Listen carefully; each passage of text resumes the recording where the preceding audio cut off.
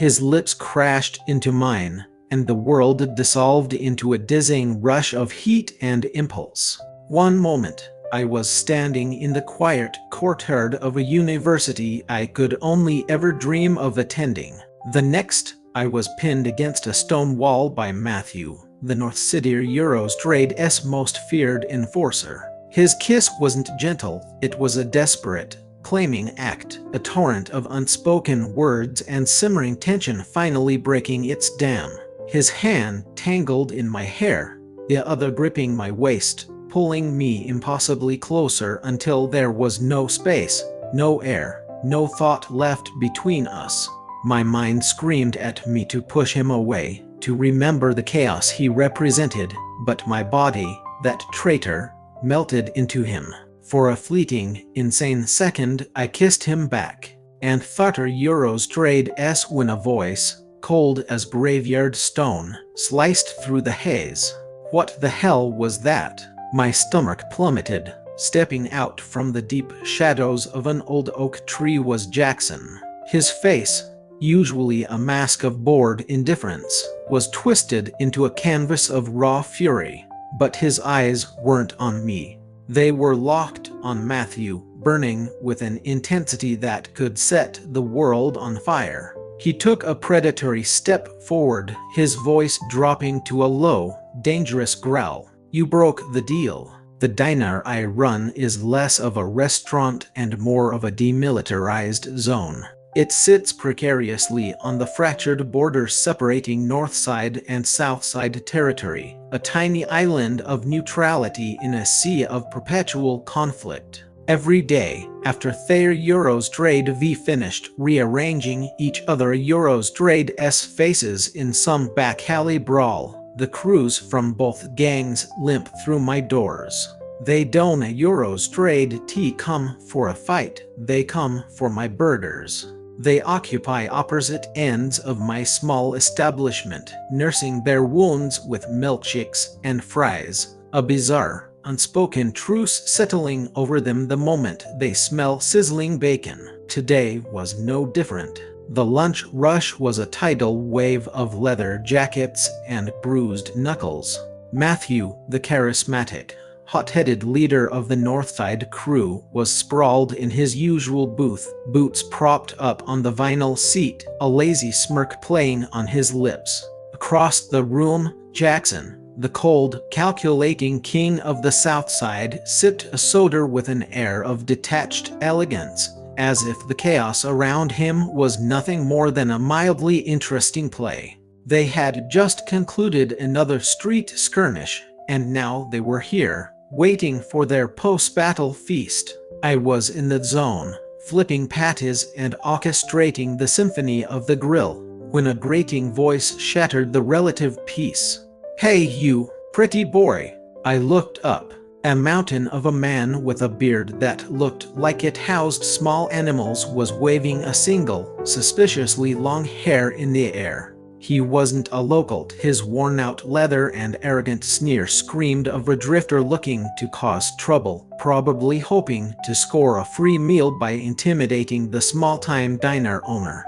Big mistake. "There's a damn hair in my fries," he boomed, his friends at a nearby table snickering into their hands. The diner fell into a hush. Every single eye, from the lowest Northside grunt to Jackson himself, was now fixed on our little standoff. I glanced down at my own short-cropped hair, then met his gaze with a raised eyebrow. "That's a shame," I said, my voice calm. "Doesn't appear to be one of mine." He leaned over the counter, his breath a foul mix of cheap beer and entitlement. His voice dropped to a menacing growl. "Are you calling me a liar? I want some compensation, or things are gonna get ugly for you." I could feel the tectonic plates of the Denver Eurostrade's fragile piece beginning to shift. This idiot had no idea what kind of hornet's nest he was poking.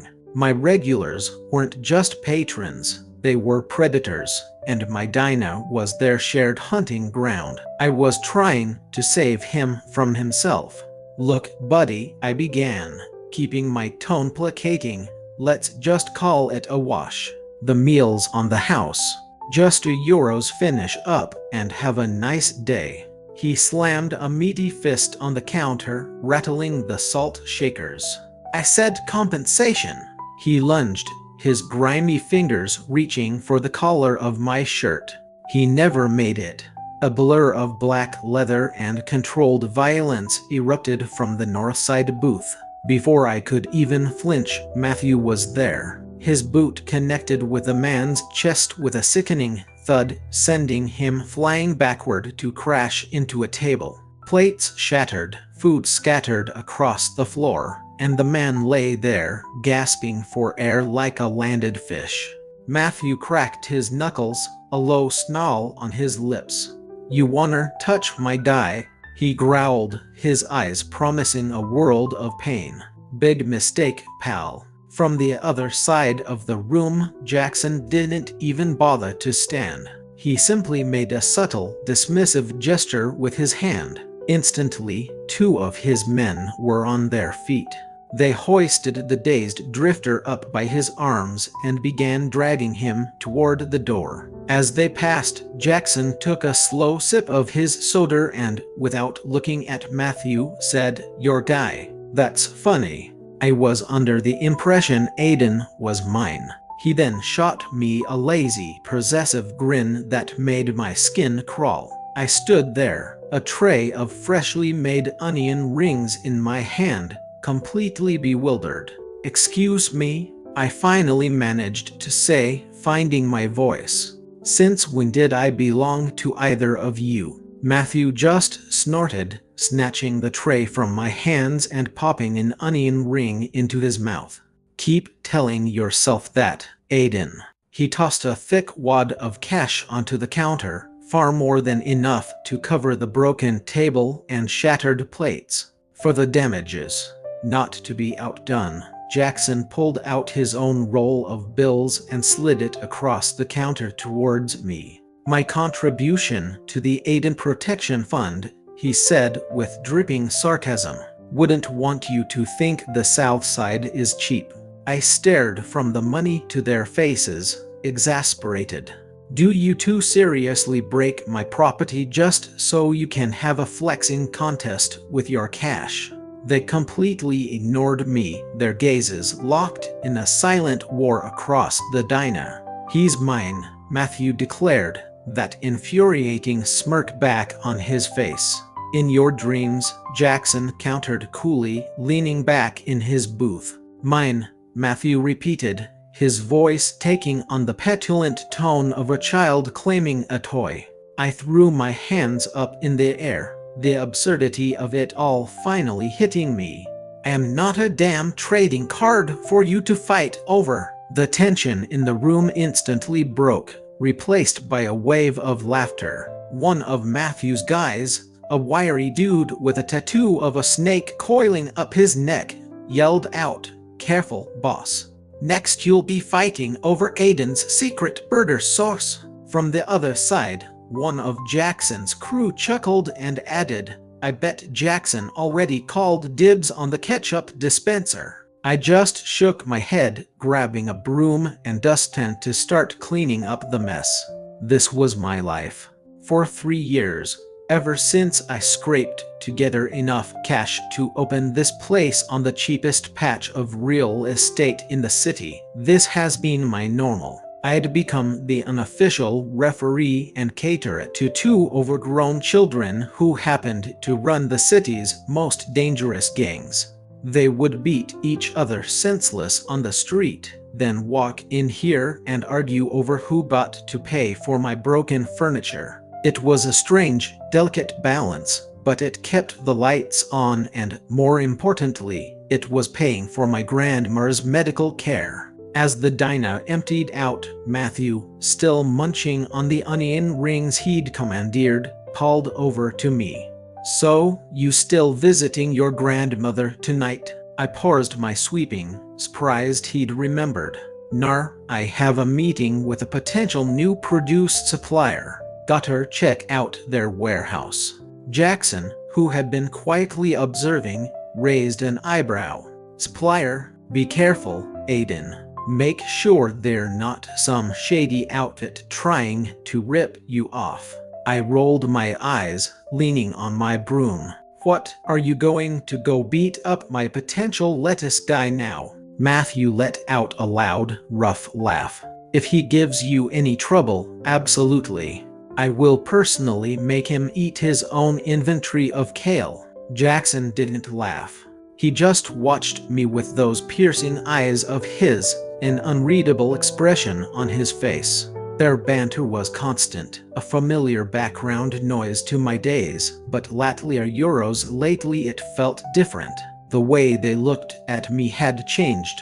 It was more intense, more focused, as if I had unknowingly become the center of their strange, violent universe. By closing time, only their core crews remained, finishing up their meals. As I started to wipe down the final tables, one of Matthew Eurostrade's guys, a kid with a fresh buzzcut, stood up and started stacking plates.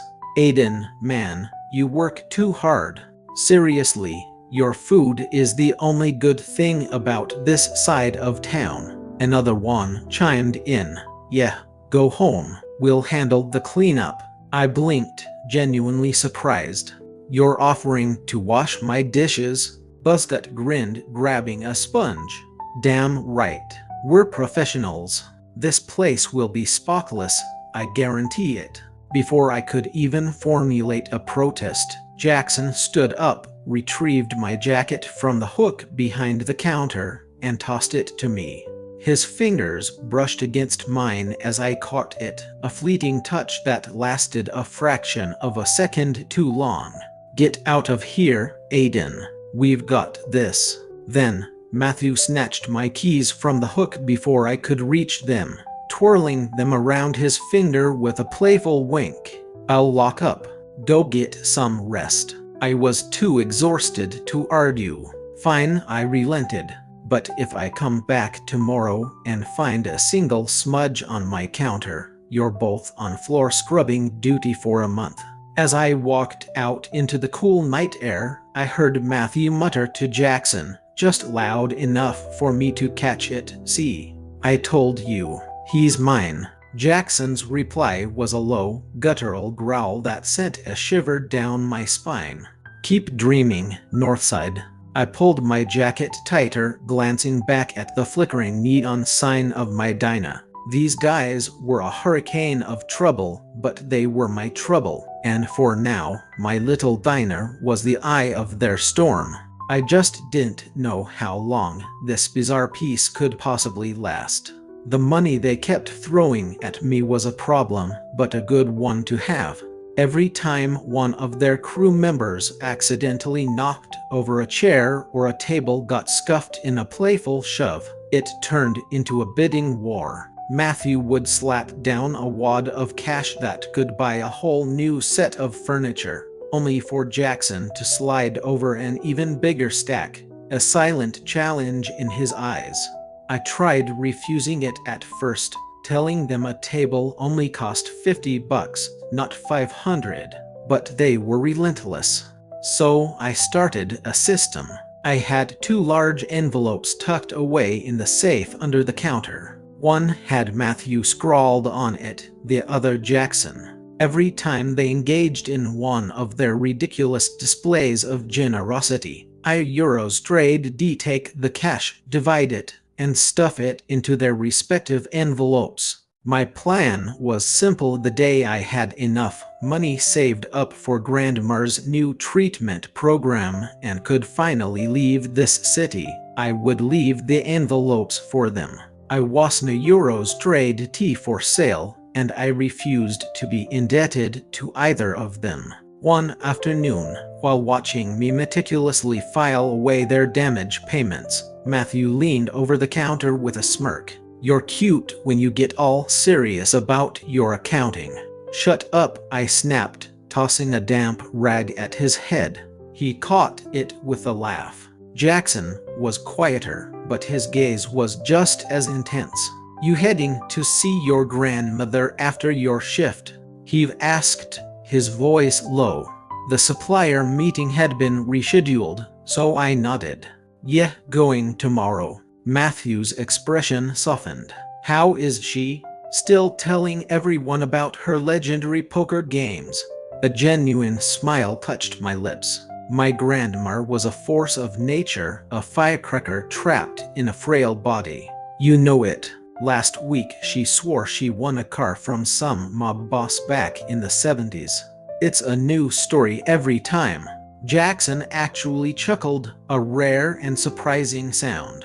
Sounds like her. Tell her we said hello. It was strange how they'd woven themselves into the fabric of my life.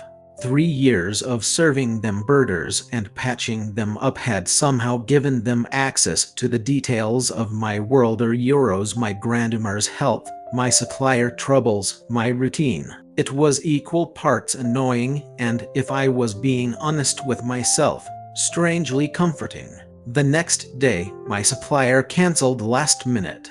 Frustrated but secretly relieved, I headed straight for the hospital after my shift. But when I pushed open the door to Grandma's room, I stopped dead in my tracks.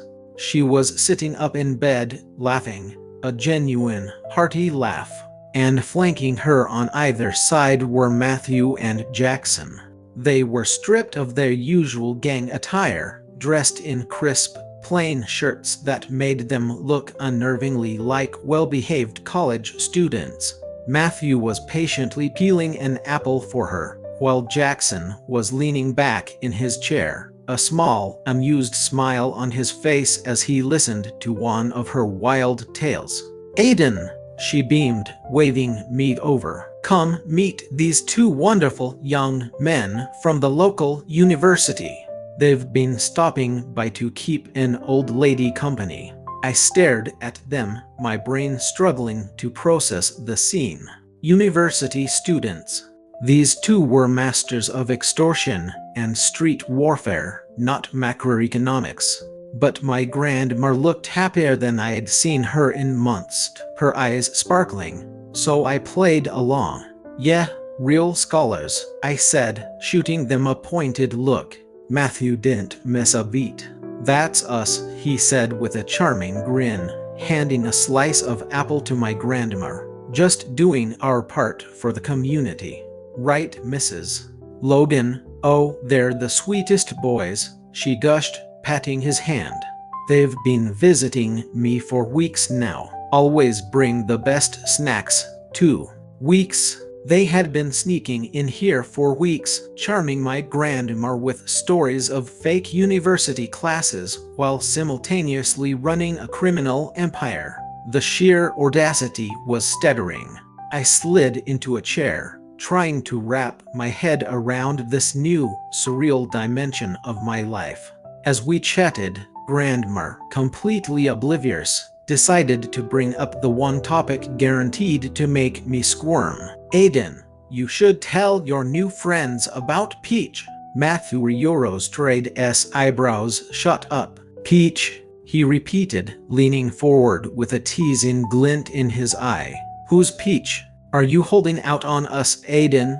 I couldn't help but smirk at his immediate, jealous assumption. "Peach is my cat," I clarified. "I took her to the vet last week. She's just a little picky about her new food." "A cat?" Matthew looked genuinely bewildered. "You're on a first-name basis with a cat. What, you jealous?" I shot back. "She's way cuter than you." They insisted on meeting her. After we said our goodbyes to Grandma, they followed me all the way back to my small apartment, flanking me like a pair of overeater bodyguards. I sighed, unlocked the door, and warned them, "Fine. But she's shy. Don't scare her." Peach, my fluffy orange ball of feline judgment, was perched on her cat tree. She eyed the two intruders with disdain, her tail twitching. "This is Peach," I said, scooping her into my arms. "That's a cat. It looks more like a tiny, furry dictator," Jackson observed dryly. Peach, as if understanding him, let out a low hiss in his direction. Matthew, ever confident, reached out to pet her. "She's got your attitude, Aiden." feisty. Peach promptly swatted his hand away with her claws out. He yelped, more in surprise than pain. Jackson, meanwhile, scoffed. "You're doing it wrong. Animals love me." He leaned in, his face close to hers, and was rewarded with a swift poor smack right across his cheek. I burst out laughing, unable to contain myself. "Told you. She's selective." Matthew was doubled over, howling with laughter. "See? She's a Northside cat. Hates Southside pretty boys." Jackson shot him a death glare, rubbing his stinging cheek. "She's just got terrible taste. Like her owner." Before I could retort, Matthew, still chuckling, threw an arm around my shoulders, pulling me into his side. "Nar, Aiden's got great taste. Right, buddy?" His grip was firm, and he smelled surprisingly clean, like soap and fresh laundry, a stark contrast to his usual scent of leather and street grit. "Get off me," I muttered, trying to shove him away, but he held fast. "Why?" he teased, his breath warm against my ear. "You know you like me." Suddenly, Jackson Eurostrade's voice cut through the air, sharp and cold. "Hands off, Northside. We had a deal." Matthew's playful grin vanished. He didn't let go of me, but his body tensed. "The deal's off when you're not playing by the rules, Jackson." I was trapped between them, a human tug-of-war, with Peach purring in my arms, oblivious. "What deal?" I demanded, finally squirming free from Matthew Eurostrade's grasp. "What are you two talking about?" They exchanged a look, a silent, heavy communication passing between them. "It's nothing for you to worry about," Jackson said, his expression unreadable. "Bullshit," I shot back, setting Peach down.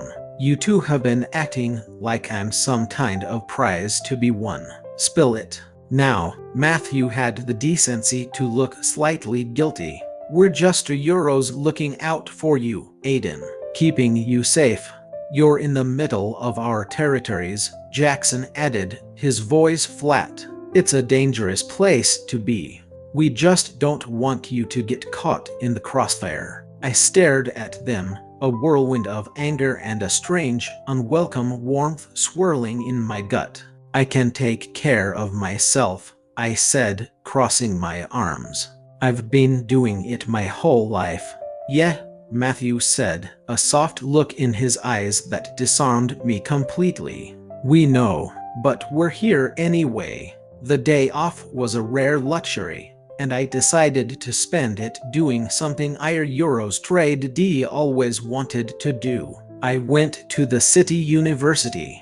I never had the chance to go to college. Life demanded I start working right after high school. So I just walked through the gates, a tourist in a world that could have been mine.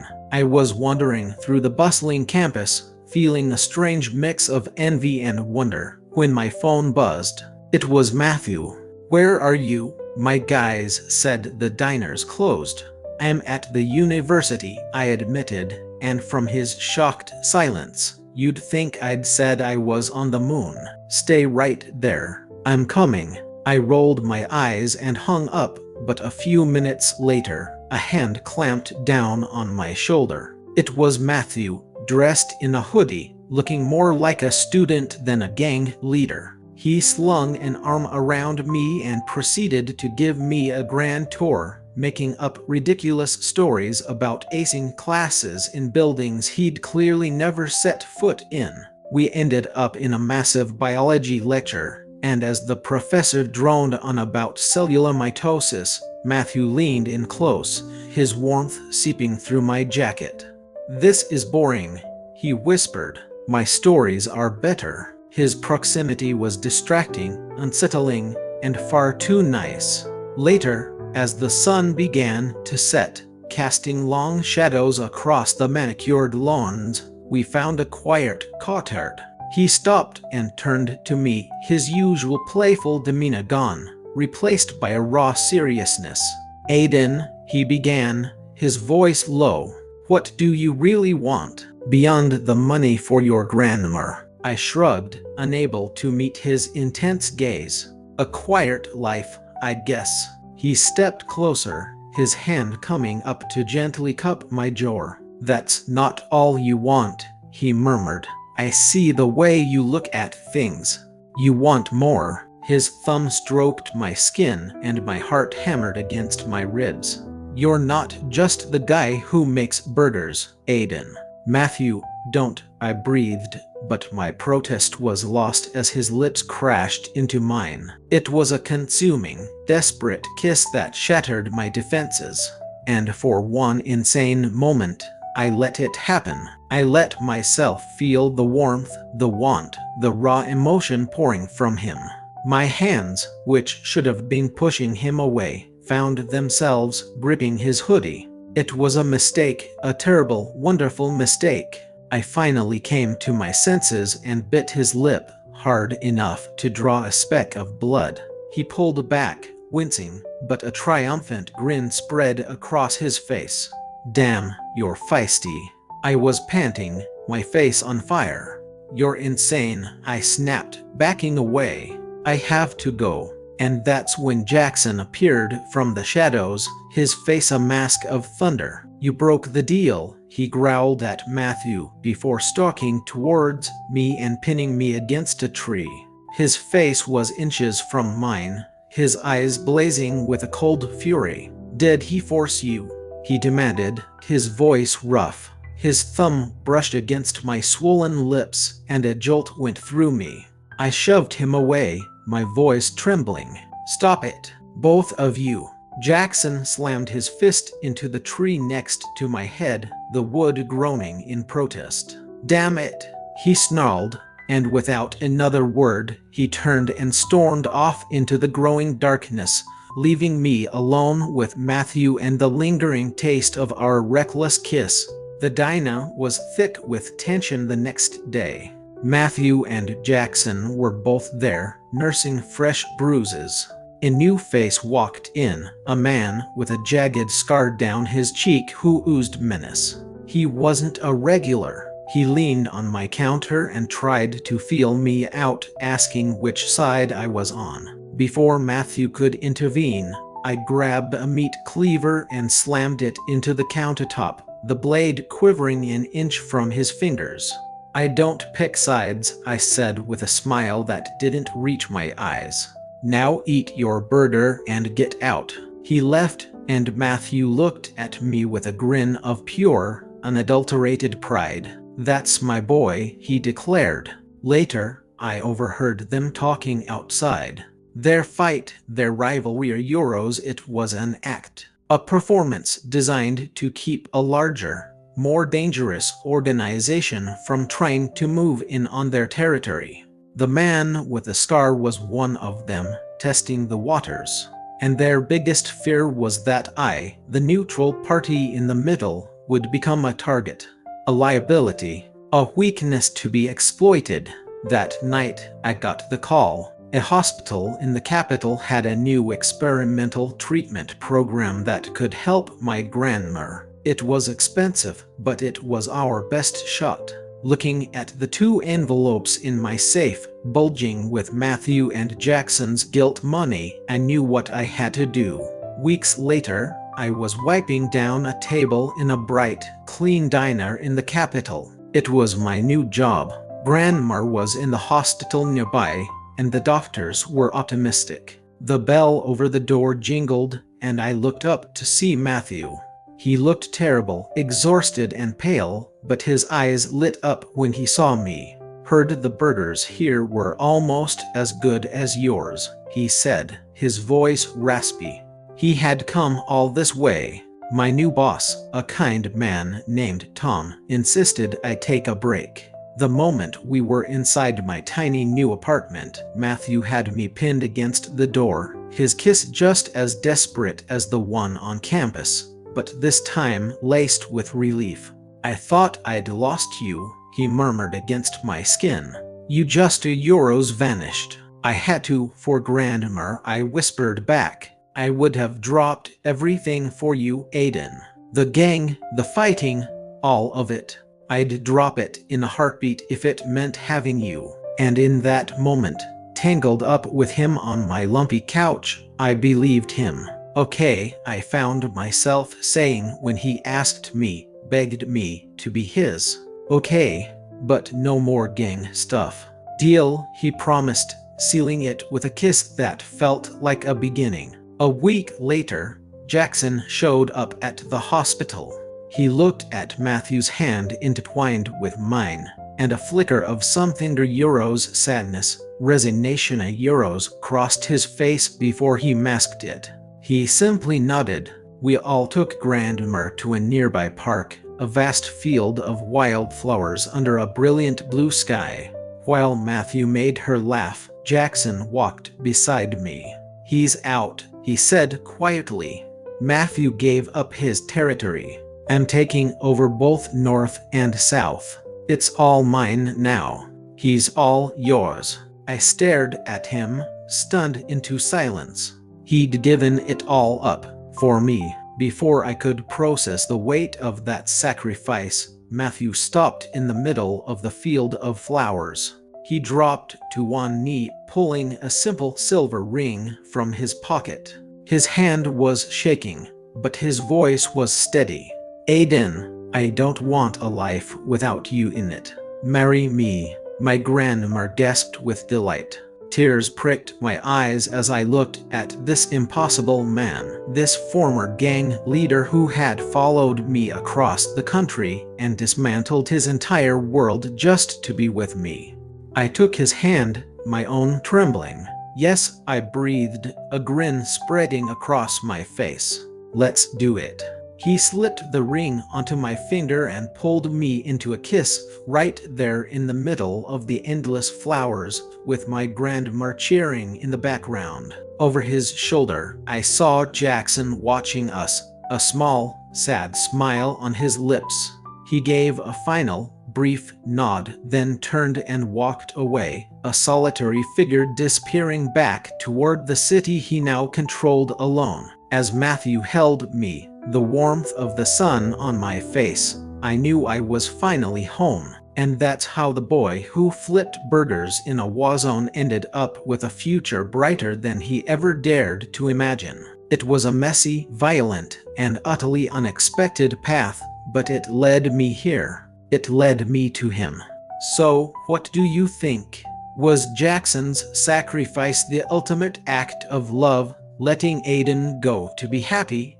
Or do you think he was just tired of the fight? Let me know your thoughts down in the comments below. And if you enjoyed this story, don't forget to hit that like button and subscribe to the channel for more tales of unexpected love.